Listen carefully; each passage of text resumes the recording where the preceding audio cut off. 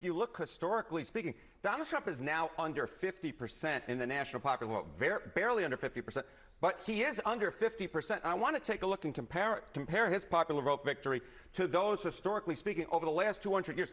His popular vote victory ranks 44th out of 51. That ain't exactly strong. Some might argue that is weak, in the words of Tony Blair. In fact, his popular vote win at this point is the weakest, going all the way back. You have to go all the way back to 2000 to find a weaker one, a smaller popular vote victory than Donald Trump currently has. So, yeah, Trump has won the popular vote, but it ain't all that, my dear friend John Berman. You know, George W. Bush had a bigger popular vote in 2004. And if you're looking at a combination of popular vote and electoral college vote, look, Obama twice had bigger popular vote and electoral college vote victories. And Joe Biden did as well.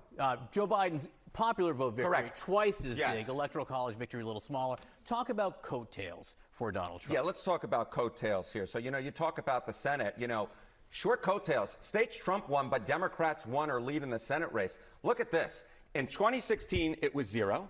In 2020, it was 0.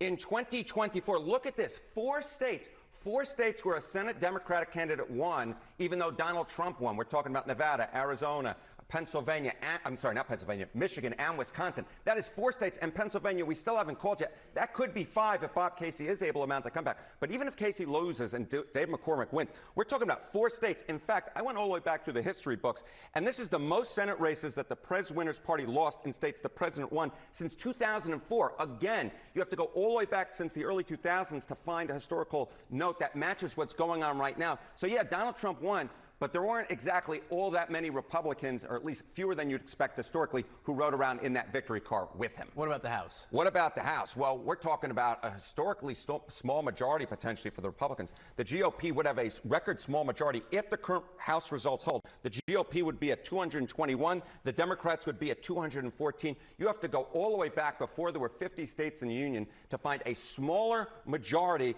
for the incoming House majority that Republicans currently hold right now at 221. And, of course, that could drop lower if Stefanik Waltz or others leave the House Republican majority, which at this point seems quite likely, Mr. Berman. And, again, it is worth noting there are parts of Donald Trump's victory which are notable, a realignment, historic in their own way. But the size of the victory just isn't. Correct. What we're talking about is we're talking a very wide win for Donald Trump, but the depth, it's not particularly deep. It's actually quite shallow, historically speaking, Mr. Berman. Harriet, thank you very much.